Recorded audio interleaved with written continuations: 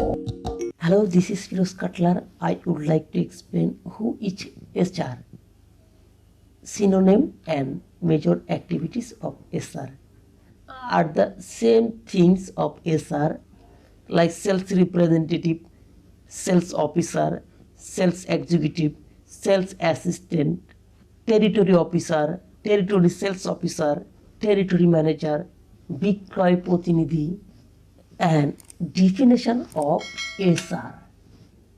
SR is the first person to represent the company's image, its target-oriented job, and who directly work in the retail store. He collects the order from a target outlet and door to door. SR যেই ব্যক্তি যে আপনি টার্গেটটা অর্জন করে door to door order কাটে।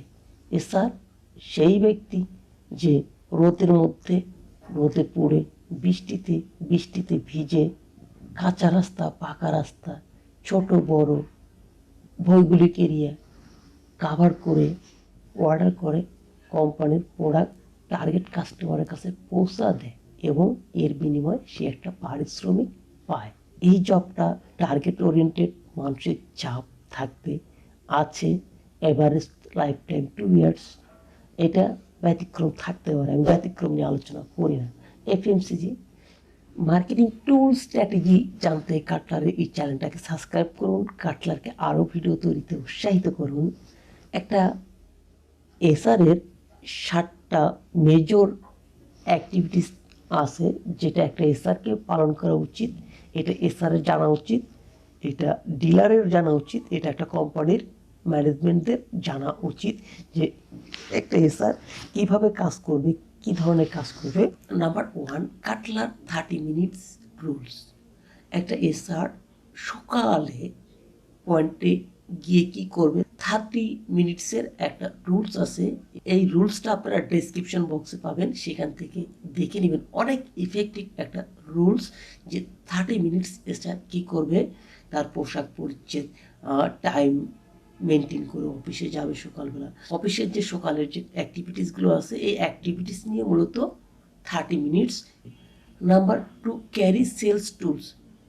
Sales order কাটার জন্য প্রমোশনাল যে টুলসগুলো আছে, স্যাম্পল, গিফট, ব্যাগ, ক্যাটালগ, এই সংক্রান্ত যে টুলসগুলো আছে সে অবশ্যই নিন। Number 3, target segmentation.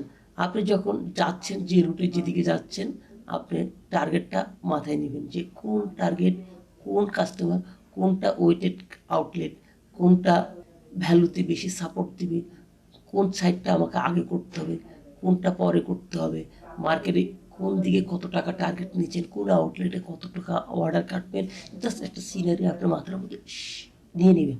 Number 4, start sales call. আপনি যখন একটা আউটলেটে সেলস কল করবেন, আপনার ইমপ্রেশনটা, আপনার আচারভঙ্গিটা আপনার ওই শেপে হতে হবে, অর্থাৎ আপনার পার্সোনাল ক্যারেক্টার এখানে নেওয়া যাবে না। আপনার সেলসের যে ক্যারেক্টার, সেলস যেটা চায়, একটা আউটলেট যেটা চায়, ওই ক্যারেক্টারটা আপনাকে নিতে হবে। পার্সোনাল লাইফ পার্সোনালি থাকবে, সেলসের ক্যারেক্টার সেলসে থাকবে। Number 5, 90% order complete before lunch.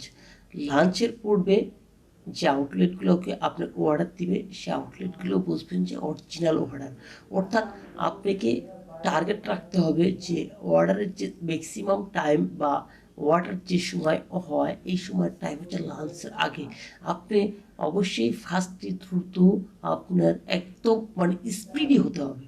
আপনার বাদ বাকি যে 10% আউটলেট, এটা আপনার লাঞ্চের পরে আস্তে আস্তে সেগুলো দেখবেন কিছু বন্ধ থাকবে, কিছু খুলবে, কিছু বাপ দোকানে বসে, বাপ নাই ছেলে আছে, ছেলে নাই ভাই আছে। তো এরকম আউটলেটগুলোতে আপনি আস্তে ধীরে কথা বলেন, একটু সময় দিয়ে, যে বাদ বাকি টাইমগুলোতে 10% আউটলেটগুলো আপনি কভার করেন। 6, আপনি চিন্তা করেন কেন অর্ডারটা গতকাল খারাপ হয়েছিল, আজকে কেন খারাপ হচ্ছে, আজকে কেন ভালো হচ্ছে। এই থিঙ্কিংগুলো আপনি করেন যে আপনি কেন অর্ডার ভালো হচ্ছে।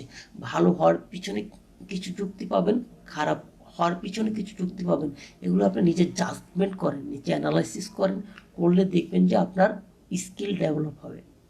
Number 7, sales record. আপনি প্রত্যেক দিন যে সেলস করছেন তার একটা রেকর্ড রাখেন, তার একটা লেজার রাখেন, তার একটা অফিসিয়ালি যে ফরম্যাটগুলো আছে সেগুলোতে মেনটেন করেন। আপনি কী পরিমাণ অর্ডার ছিল এবং কী পরিমাণে ডেলিভারি হচ্ছে না কেন, সেই পয়েন্টগুলো আপনি ফাইন্ড আউট করেন। তাহলে আপনার সেলসটা টোটাল বৃদ্ধি পাবে। সেলসে এ সংক্রান্ত আরও অনেক অ্যাক্টিভিটিস একজন এসআরের আছে, সেটা কোম্পানি ওয়াইজ ভ্যারি করে, বিভিন্ন সেগমেন্ট ওয়াইজ ভ্যারি করে।